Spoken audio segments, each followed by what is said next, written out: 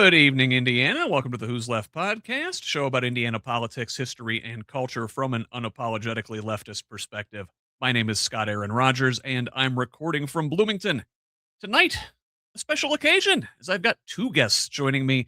We'll be checking in on a part of the state I don't get to hear from enough, Vincennes and the Wabash River Valley. First, Marsha Fleming is a transplanted Hoosier who moved to Vincennes in 2004 from central Illinois.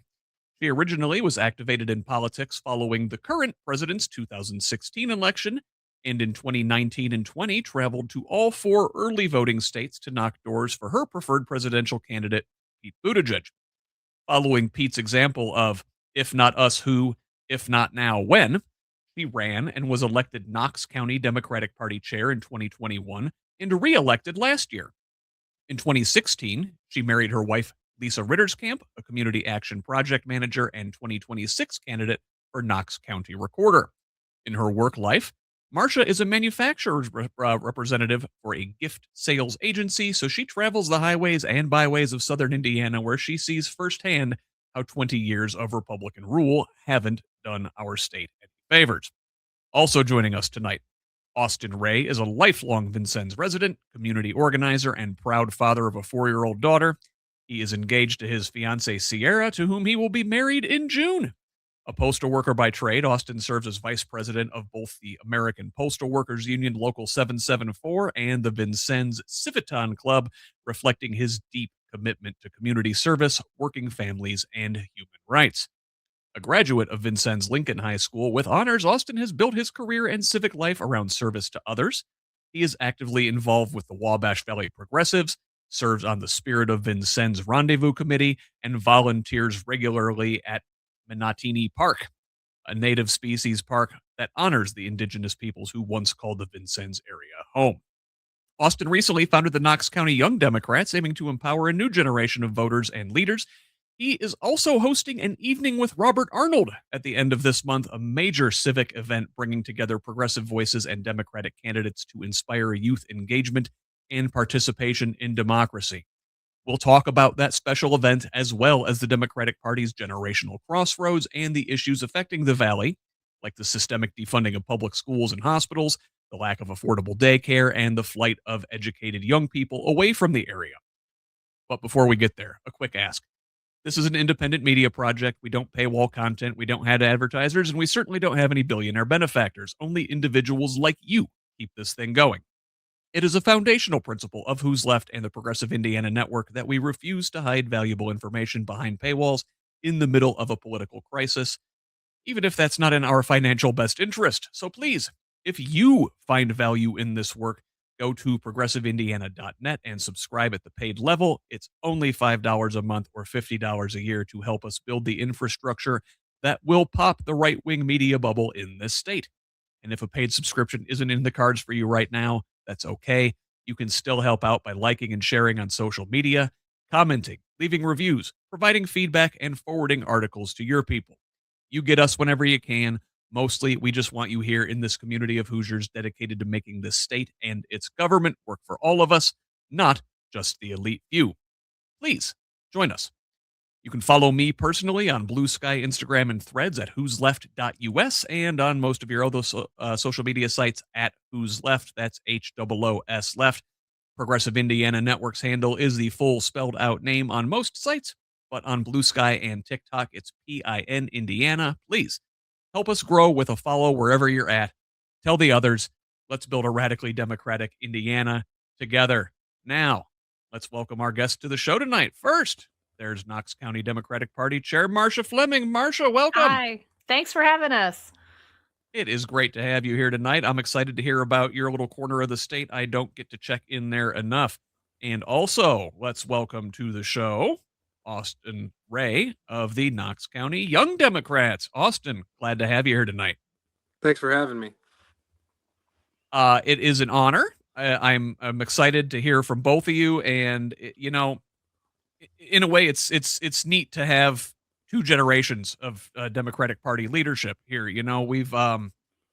We're in a bit of a cultural shift right now, especially in the party with the primary season. There are folks that have been in power for a long time, Marsha, sounds like that's not you. You've only been at this for a few years. You're not an entrenched Leader. who's been there for 34 years or something. Right. The 5-year-old Jim Clyburn down in South Carolina who just announced he's running for re-election this year. But there is a distinct kind of generational battle in the party right now, and I'm glad I have two different generations of leaders right here that can maybe elucidate this, talk about that dynamic somewhat, because it seems like you two have a really good relationship, whereas maybe at the national level and some other places, there's folks butting heads over the direction of the party.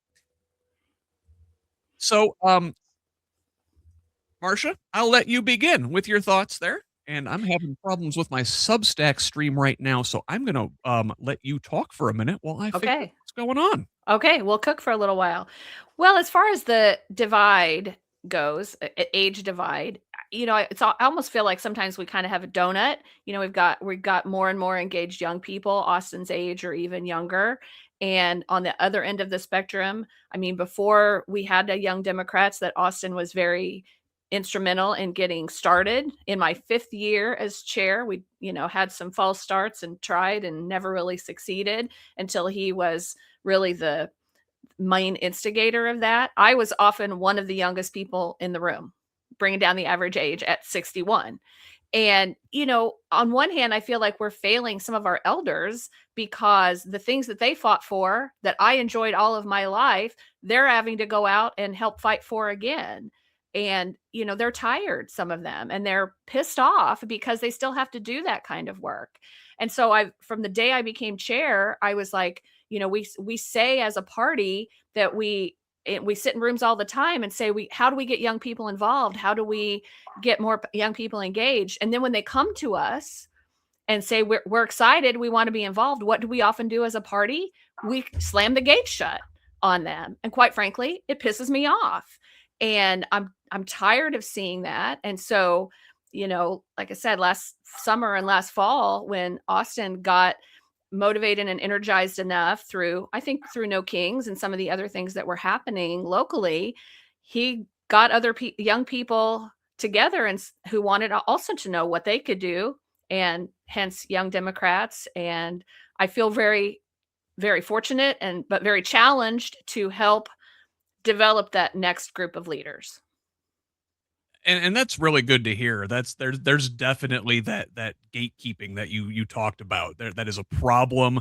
We've seen it at the national level, like we've mentioned, and we've also seen it at the state level here some as well. Austin, can you speak to that a little bit? It sounds like you're in a good situation. You've got party leadership that is there to help you, guide you along, give you a boost up.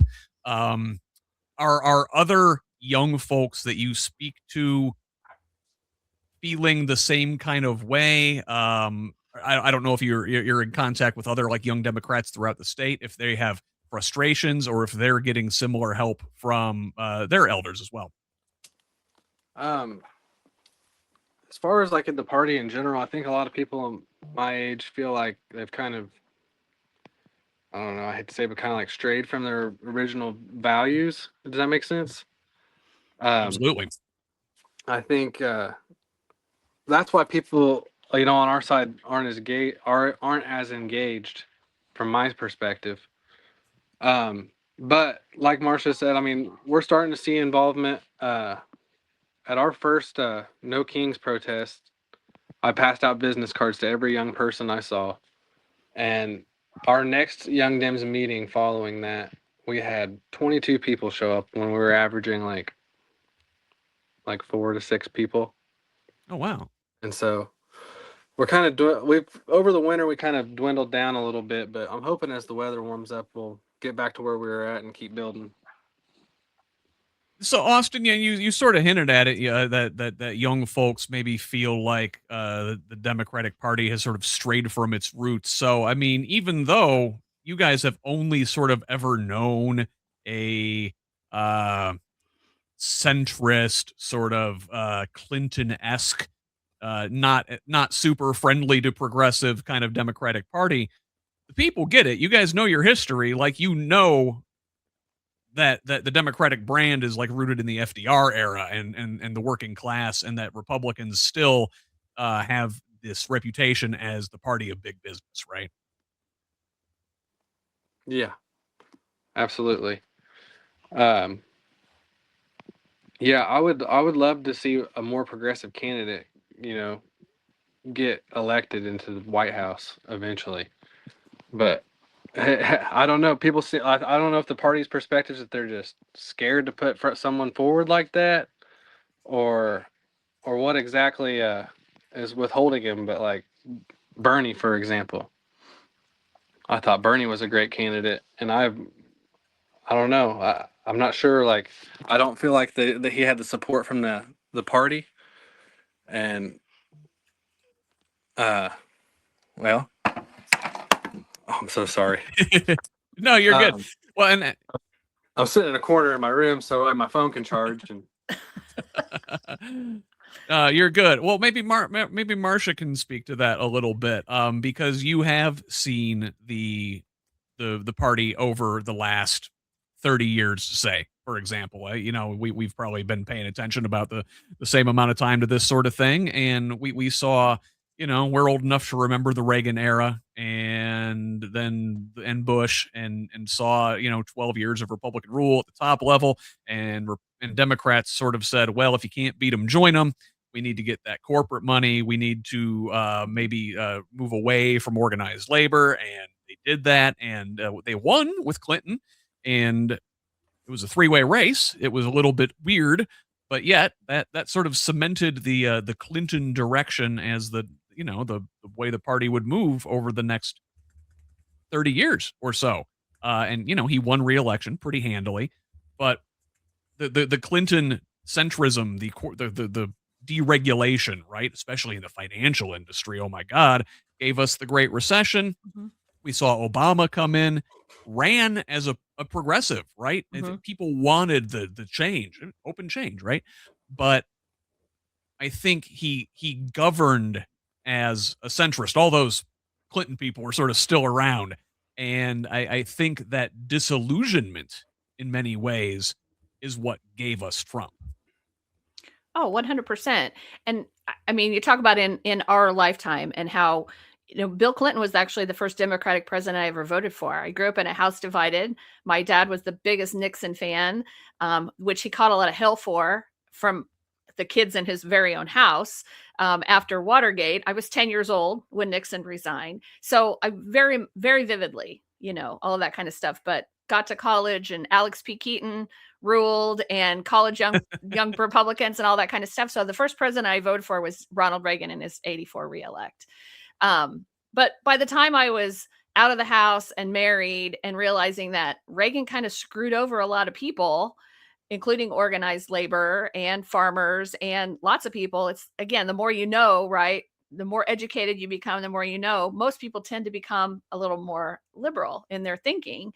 But 92, when you said that, that was 34 years ago, y'all. And I feel like in Indiana, and I've seen this ever more up close and personal as I get more and more involved in politics, is we're still using that 30 plus year old playbook and assuming the rest of the world hasn't changed, and it has. And maybe Hoosiers are slower to change than lots of other people, but I think the situation we're coming into is, you know, you've got this group of young people, Gen Zers, late millennials, who are a bigger group now than baby boomers who are dying off. So it's like if they voted at all, they could literally have all the things that they wanted, you know, all the things that they need as struggling young families, career people, all the things. And so I think a big mistake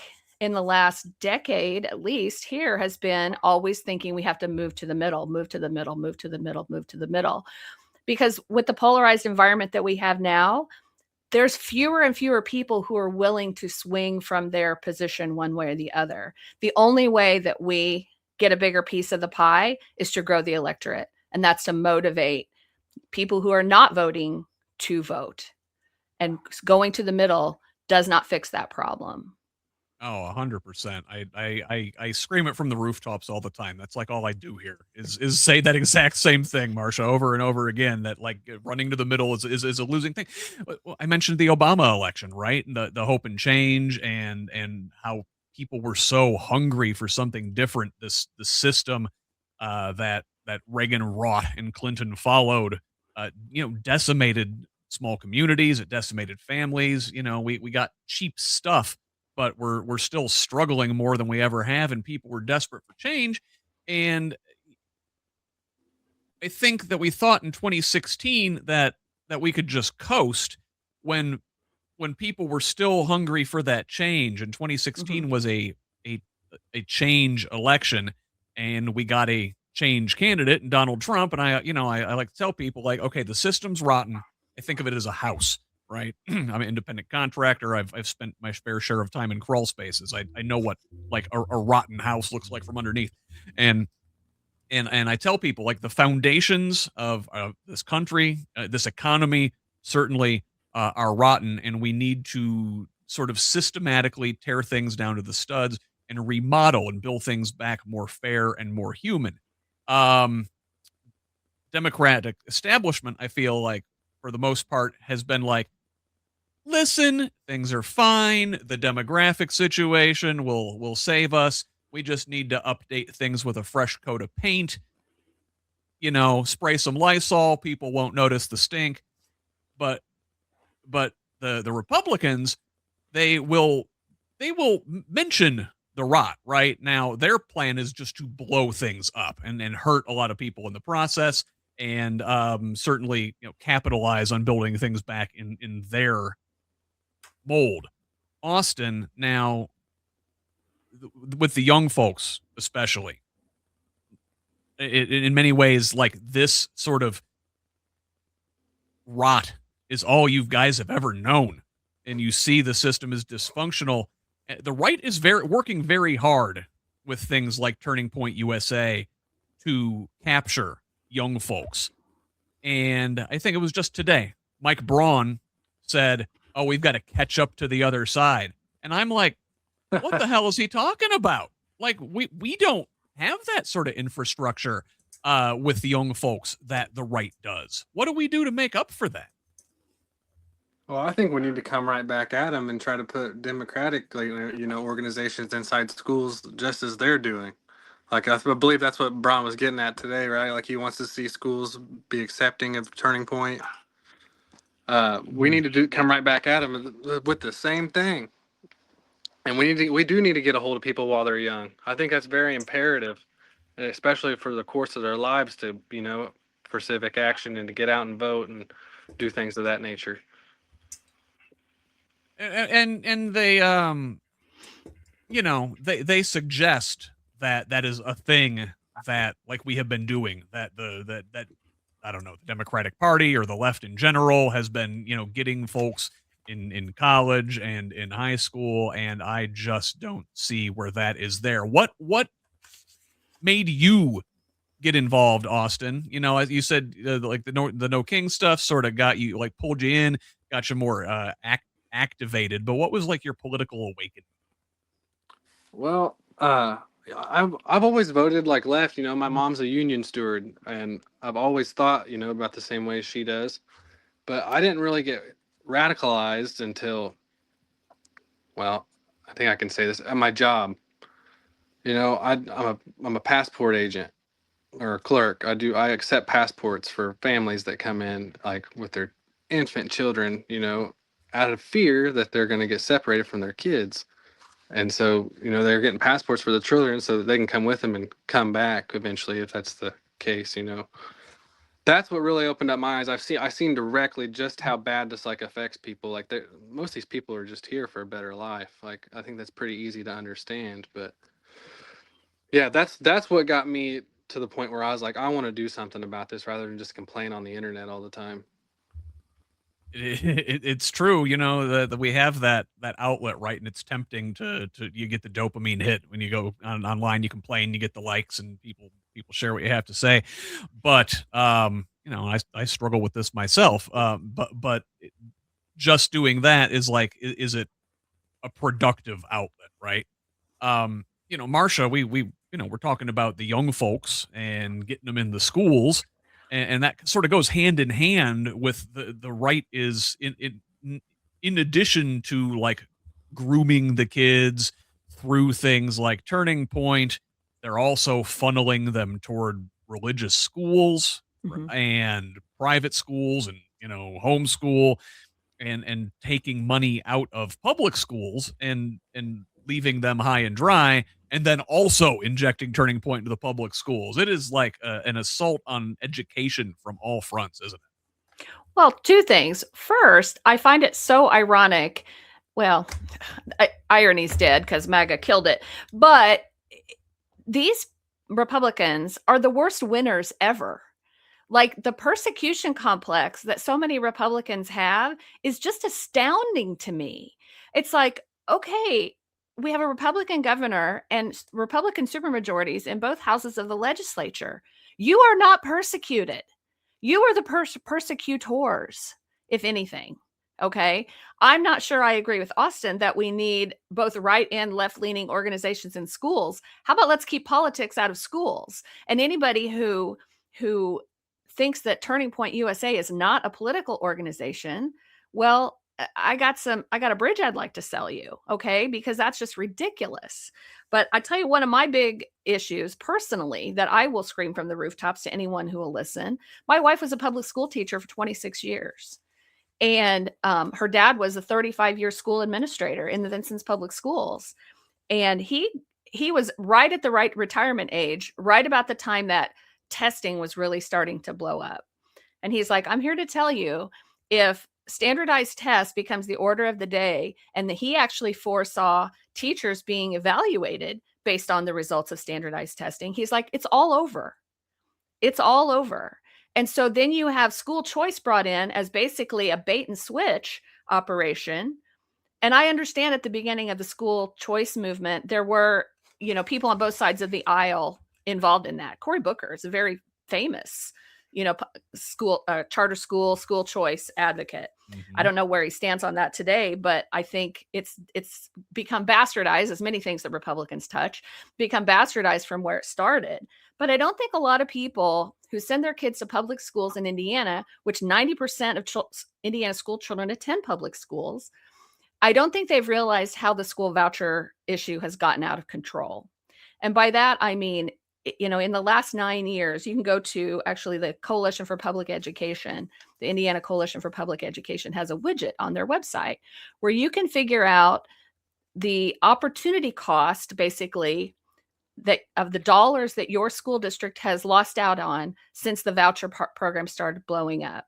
It started in Indiana in 2011, but it really kind of started to take off much bigger in 2017. And then it kind of went into hyperdrive after the 2021 school year. And so you can see those dollars. So for example, I looked it up today. So because school voucher money comes right off the top of the educational fund before it's allocated back out to the schools. Okay. So the cream is coming right off the top. So Vincennes schools, $7,555,000 in the last 9 years. And so I would ask every single parent in the Vincennes Community School Corporation, is that okay with you? Is that okay with you? Because Matt Hostetler and Bruce Borders, your state representatives, voted for that. Okay. Our three public school systems in Knox County in the last 9 years, almost $14 million right off the top because of school vouchers. And Marsha, that money isn't staying in your community and just moving over to a private school there. It like couldn't. School choice. There's no choices there for you. There is no choice. I mean, there is the Catholic school system, and I'm not here to bash any particular private school setting. In Evansville, that we have a very top prep school, Evansville Day. There's Catholic schools, there's Lutheran schools, there's Christian schools. I'm not here to bash them. I'm saying that 90% of Hoosier school children, so 90% of everyone, go to public schools. So shouldn't tax dollars go to fund public schools? Because there's no way that $14 million is being diverted with a Knox County student to another Knox County school, or even to a school outside the county. That's not mathematically possible. Okay. So in other words, Knox County residents or any rural county, your dollars are going to fund Brebeuf Jesuit. They're going to fund Roncalli on the south side of Evansville. They're going to fund Evansville Day. They're going to fund all kinds of private school situations, again, religious or not, and not going to 90% of the Hoosier school children, including those in Knox County. It's a crime. Well, and a flagrant violation of the First Amendment, if you ask me. I mean, and the Indiana Constitution, which provides for public education. Yeah, it's a real shame. So, we're not doing our jobs as a state, taking care of the next generation, and that goes all the way to pre-K, right? I mean, Austin, you've got a 4-year-old, right? And now I don't know what your work situation is with you and your fiance or whatever, or whatnot, but I bet other folks in your situation in your area are having a real hard time finding daycare for their kids. Personally, I've never struggled with that. Like, we've always found it easy, but I'll tell you what is hard: paying for it. I mean, we pay $500 a month for her to go to preschool, and that, and we just became homeowners. It's not easy, that's for sure. And that's a bargain, I think, compared to a lot of places in the state. There's other places that are charging $500 a week for daycare, because it's probably right. Supply and demand. Yeah. Yeah. I don't know. Do you other young Democrats in your situation, are they experiencing similar issues with childcare, either availability or cost? Not to my knowledge. I don't think there's very many of us that are that are involved that have children besides me. Well, let me ask you this: are folks your age, refraining from having children because of things like unaffordable, unavailable daycare, or shaky school situations, or my God, just living under late stage capitalism and burgeoning fascism? I think that scares a lot of people away from having kids, for sure. We just went for it, and it's been the greatest blessing I've ever had, and we figured it out. But yeah, I think that's a very valid reason, and I think that is a reason why a lot of people are my age are not having kids, because of affordability. I see that there's so much nihilism with your Jim. Can I ask how old you are, Austin? I'm 27. 27. So yeah, you are just coming into the prime of your life, and there's the Donald Trump administration, there's war potentially, there's climate change looming over everything as well. Our generation, my generation, Marsha's generation have not done a great job setting you guys up for success. Well, I mean, I don't really have much to comment on that. Like, it just, I don't know. I do firmly believe that the reason a lot of people are not having kids is because of affordability. And I mean, I guess I could agree with what you said. We haven't been dealt the best hand, but it's no fault to either of you by any means. That's kind of you. Yeah, well, we're trying out here. We're a couple of the good ones, we'd like to think. But and then there's the medical aspect of things too. Like, if you want to have a child in a hospital, as most folks do, you're going to get stuck with a massive bill. And then, boy, I don't know if it's affecting your area of the state specifically, but I think I saw recently Johnson County and Greene County hospitals there. They closed their labor and delivery departments. You can't even find an OBGYN in a lot of places. And not to mention that a lot of OBGYNs don't want to practice in the state of Indiana because of the liability with our real strict Christian nationalist anti-abortion laws. There's a lot there. And for the party that likes to proclaim themselves as pro-life and pro-family, they make it awfully hard to raise a family, don't they, Marsha? Well, sure. And I'm a childless cat lady. Let's put that out there. I'm one of those, and actually chose early in my life not to have children. But I was just in my job talking to some guild ladies at the auxiliary at the Princeton Hospital, and I was showing them some baby things. And they're like, "Oh, nope, we don't birth any babies here anymore." And it actually had been a while for the Gibson County hospital, for the Princeton Gibson Hospital, since they hadn't done any labor and delivery. So that's a huge thing. My fellow county chair, Tiffany Arthur, over in Davies County, is running for House District 63. And she was recently in a meeting in Jasper, she tells me, where it was about the Mid-States Corridor, another hot button issue in this part of the world, not necessarily for our county, but definitely for neighboring counties. But a person at a Mid-States Corridor meeting came up to her and asked about her views on abortion. And she said, not wanting to get too far in the weeds initially, she said, well, right for now, at least, that's pretty much a settled issue for the moment, because of the Republican supermajority. She said, however, I will say this, if we're going to be in the position of restricting women's rights to reproductive health, then we ought to be doing other things that encourage people who want to expand their families, like affordable access to contraception, or how about sunbucks that we've turned down now for the second summer in a row, to help kids to eat when they're out of school, kids who otherwise would qualify for free or reduced lunches while they're in school.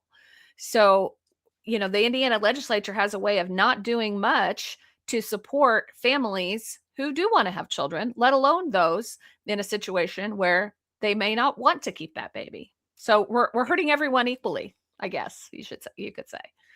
Yeah, well, Austin, it seems like, given between they're forcing women to have kids that, maybe they don't want to have at that time.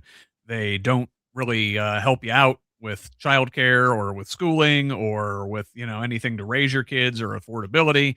But they do want to make it easier for kids to go to work early and remove child labor laws. We just saw that this year. I mean, what are they doing here? It seems like they're trying to raise a new crop of kids to go work out in the fields or something. Yeah, it's funny, and it's the pro-life party. I saw the other day, I think, that someone's introduced an idea to propose the death penalty for women who have received abortions.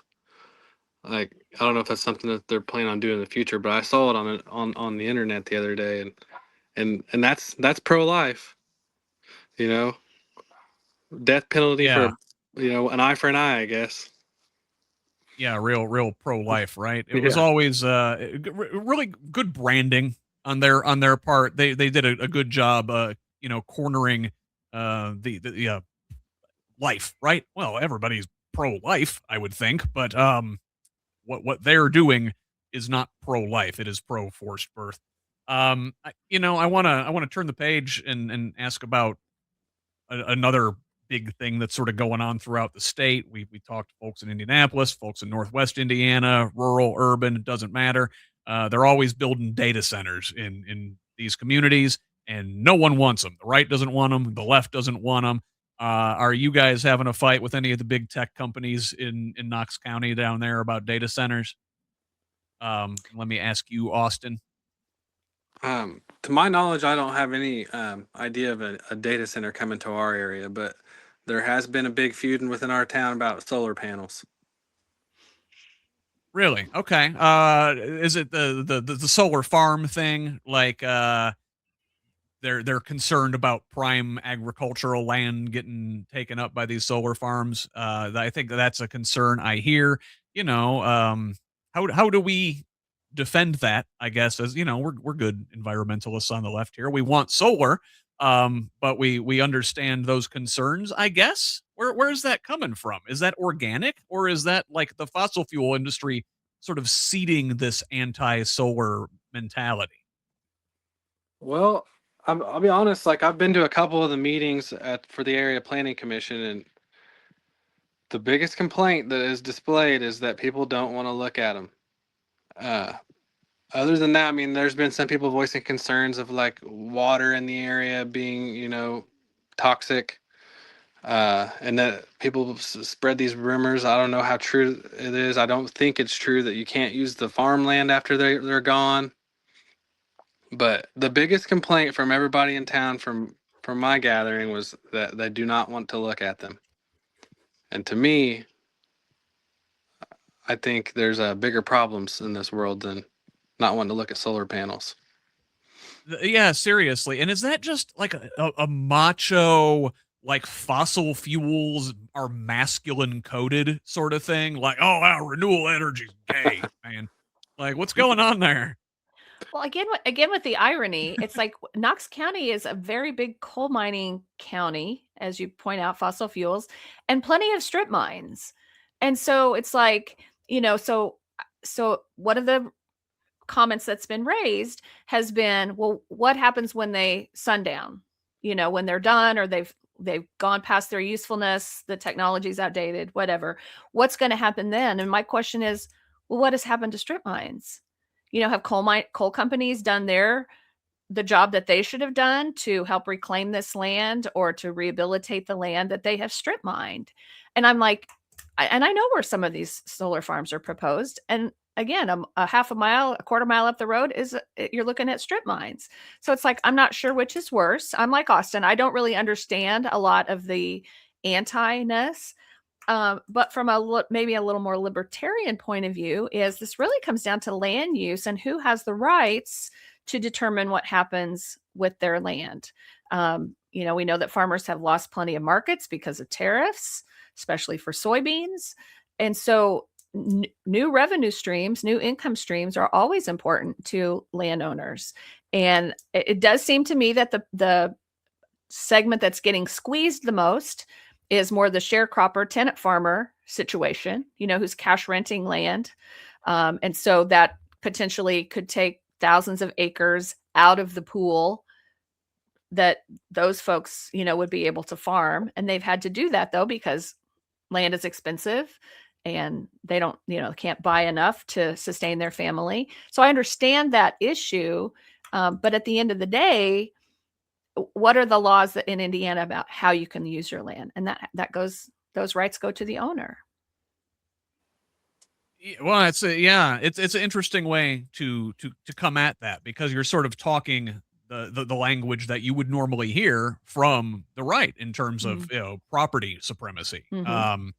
Yeah, and boy, there's plenty of sides to this issue, to be sure. What I do find interesting, as someone who, my dad was in agribusiness. I grew up in the country. I didn't live in town. And I do find it interesting that people leave even small towns, a town of the size of Vincennes, 35,000 people, because they want a more peaceful, bucolic existence on their 1, 5, 10 acres in the country. But what these folks do have to realize is the agrarian lifestyle has been there a lot longer than you have moving and building your dream home out on the countryside. I imagine 20 years ago, a big argument for people who owned the 1, 5, 10 acres is, I don't want turkey barns next to my forever dream home with my 2.2 children or whatever. But guess what? Do you want turkey barns in town? I can guarantee you do not. And so that's why we put turkey barns in the rolling hillsides of Knox County, Indiana. So you can't have all the things all the time. And you can't have a perfect city life if you choose to move to the country. You want all the benefits and none of the risks. None of the downside. Yeah. None of the downside. Yeah. So, weird. Funny thing about that, like everybody, it's a uniquely American mindset. I feel like that we are just and this for generations groomed to expect that we can have it all, right? Mm. And you can have whatever you want, and you don't have to sacrifice anything. And the hell with the next guy, right? It's very right. just Or the public good. individualistic. Or the public good, renewable energy, right? You say all us lefties, we're all for renewable energy. But just like anything that's new technology, sometimes there's trade-offs too. One way of life goes away and another way of life comes in. It's kind of the life cycle of things, really.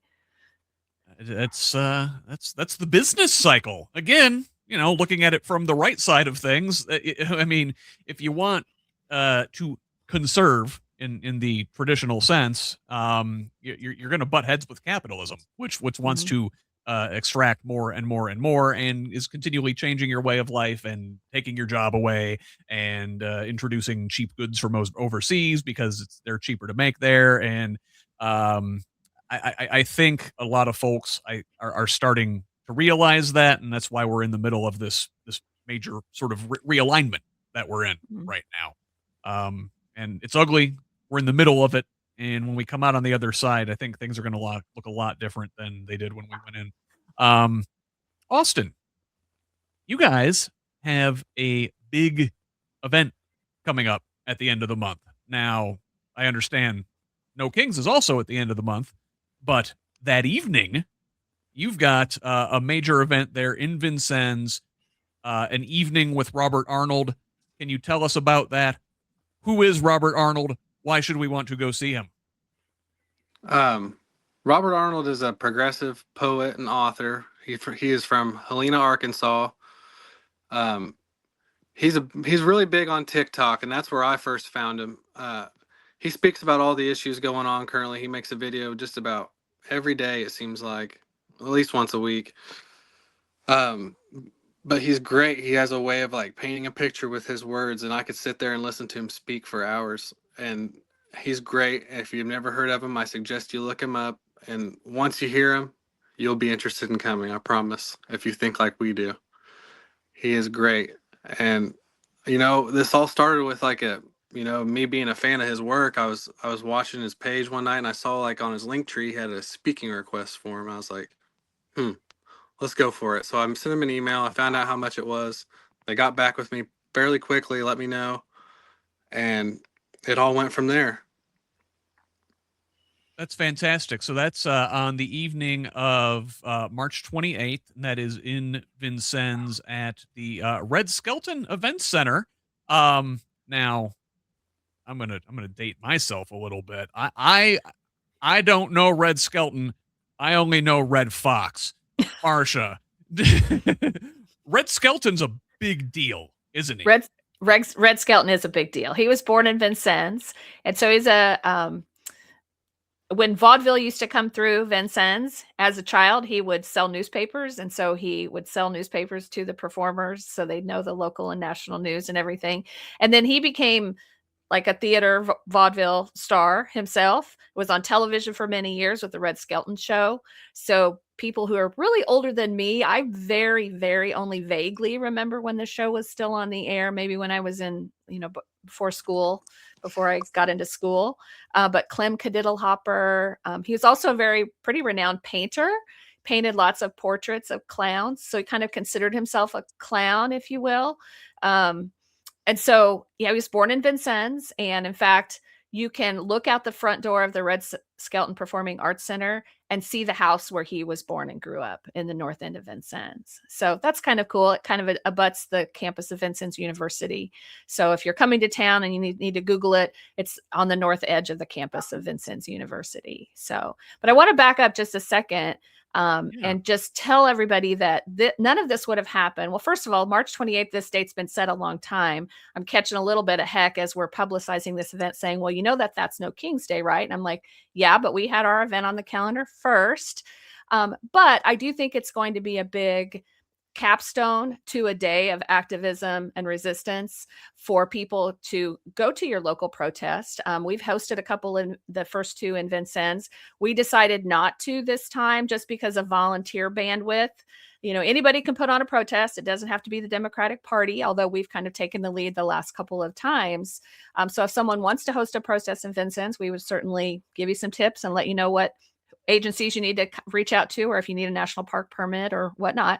But whether you're going to a protest throughout southwest Indiana, go to Bloomfield, go to Boonville, go to Terre Haute, go to Evansville, go to Princeton, go to Bloomington, go to your protest, and then come on over to Vincennes. The event starts at 6 p.m. Eastern time.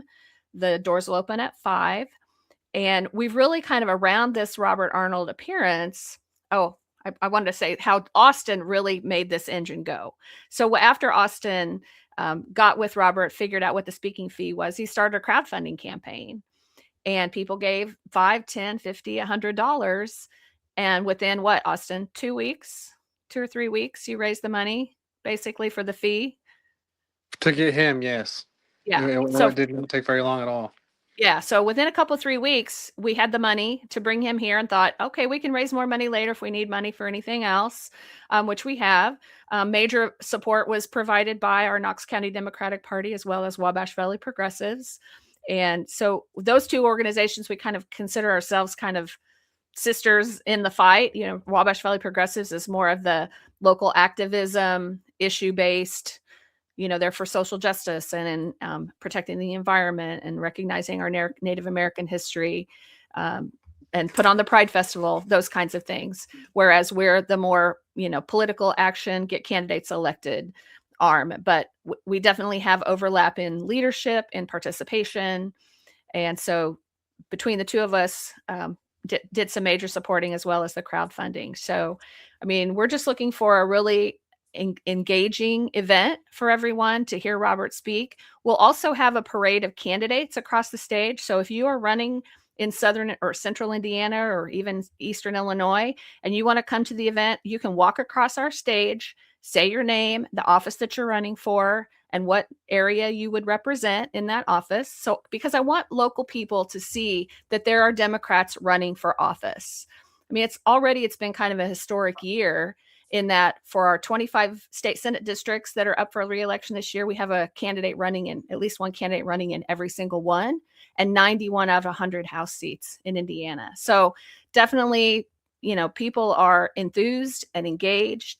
So whether you're running for Township Trustee Advisory Board on up through the State House, we want you to come and walk across the stage and tell people who you are. Not why you're running, you just could say your name and what you're running for, because we'll also have a few other speakers. We have 4 people running for 8th District House of Representatives for Congress. So they will all 4 bring remarks, as well as both Secretary of State candidates have been invited, and Blythe Potter will appear to make an appeal to the folks as well. So we're really excited. It sounds like a real great event. Austin, just congratulations on putting that whole thing together. It sounds like, it's not something you really had a lot of experience doing, but you said, damn it, I'm going to do it. And you did it. And here we are just a couple weeks out. You've got to be excited for to see this thing come to fruition.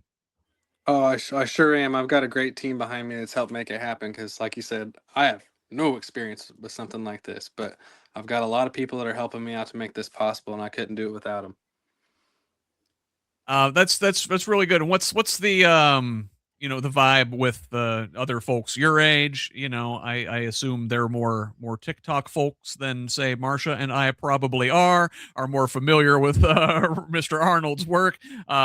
You got a lot of folks reaching out from your area like, hey man, this is awesome. I can't wait to come out to this thing. Well, I've seen like all the candidates have like shared it on their pages, and I've seen a lot of comments of people be like, "Oh, he's wonderful. I'll listen to him on the internet all the time." And that's what I was kind of hoping for, like that people would recognize him, and surely they are. And a lot of the people that are involved and presented this idea to are sharing it, and so he's been exposed to like a lot of people in our community now. And so I think people are very excited, and I know I surely am. I'm excited for you. I wish I could get out to you that day. I'm starting my March 28th No King's Day out in Cincinnati. So like you guys, I had something on the calendar. I really wish the No Kings organizers would have consulted with me personally first Right? before they scheduled this thing, right?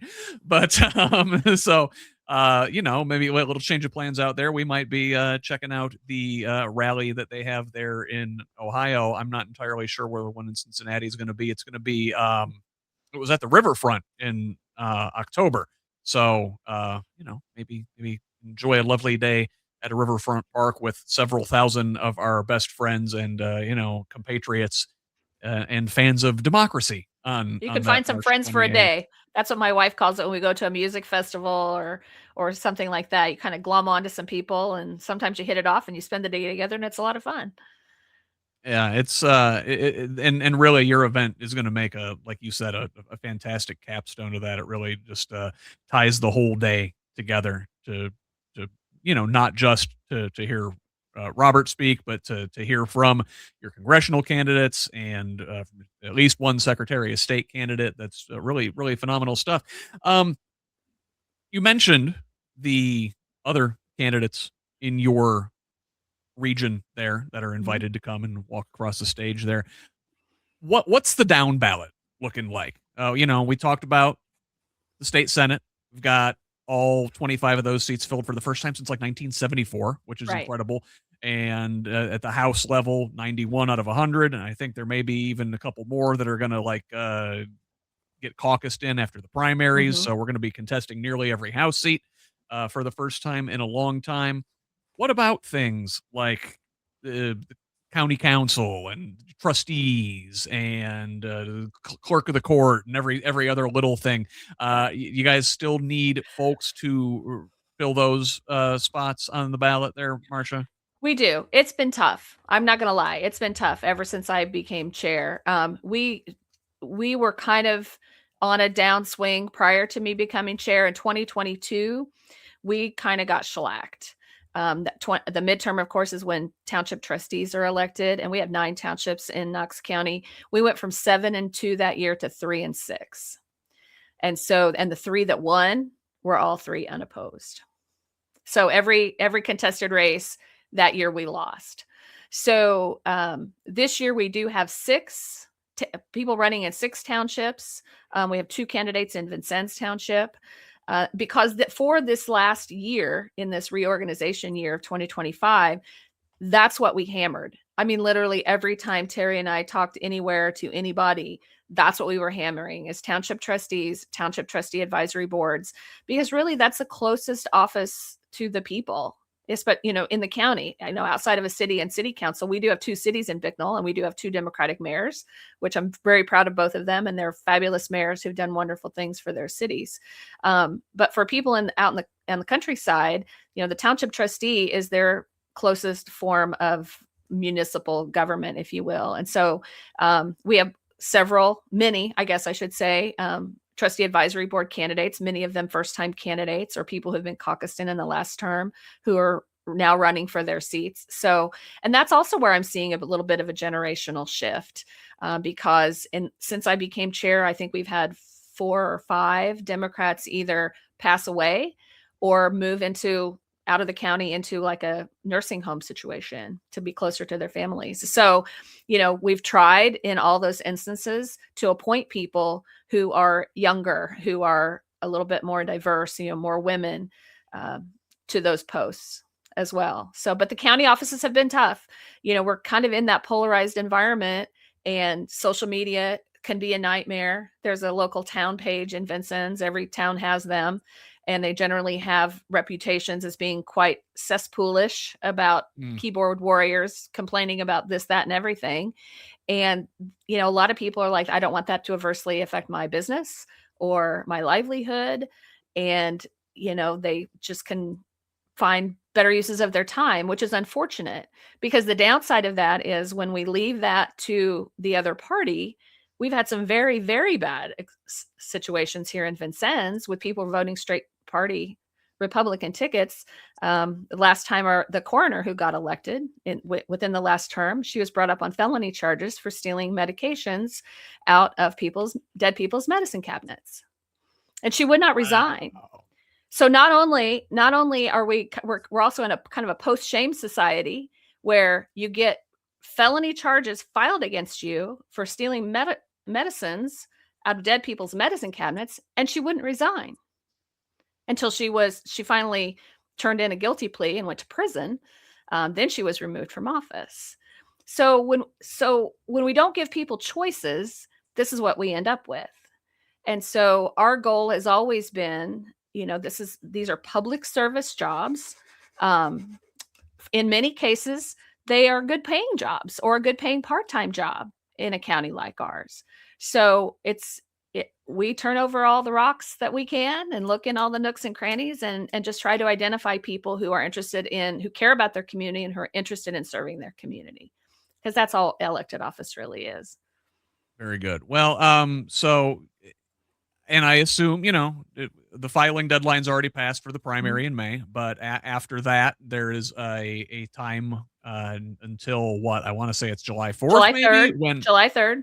Yeah. Okay, yeah, when folks can be caucused in Mhm. to represent the Democratic Party on the ballot, and you as Mhm. party chair, I imagine, can help with that process. So if folks Absolutely. are interested in doing that, or just getting involved with your county party in any way, where can folks reach you? Well, they can find us on Facebook. Just search for Knox County, Indiana Democratic Party, because there is a Knox County, Tennessee. And if you just say Knox County, you'll probably get them. So, Knox County, Indiana Democratic Party on Facebook. Or you can email me at kcindems,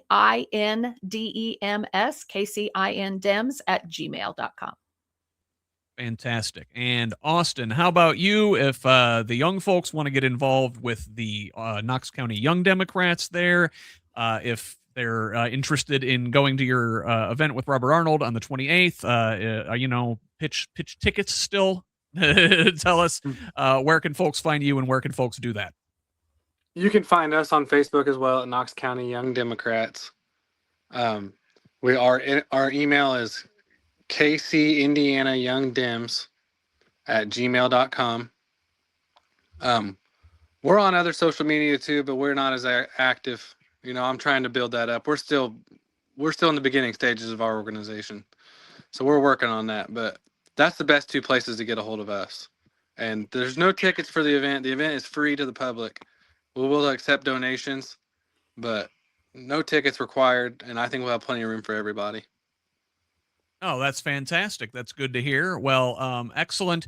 It has been such a pleasure to have both of you tonight, and I can't wait to do something like this again. You guys keep me posted on what's going on in the Valley, and I will be happy to share with our folks any news you have for us. But for now, Marsha, Austin, thank you so much for joining me here tonight on the Who's Left podcast. Thank Thanks you, for having Scott. us, Scott.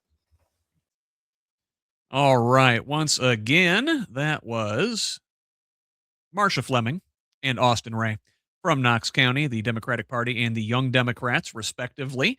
Thanks to both of them, and thank you for joining us tonight. If you are up the river in Terre Haute this Sunday, I will be at the Eugene V. Debs Museum for the Socialist Party of Indiana's official launch event.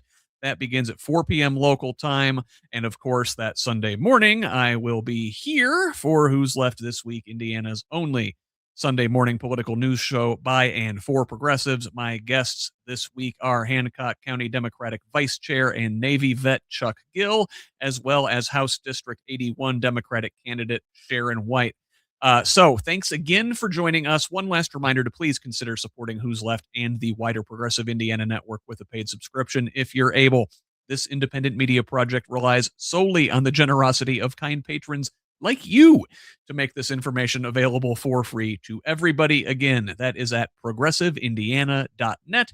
We could also really use a follow on social media at Progressive Indiana Network on Facebook, Instagram, and Threads.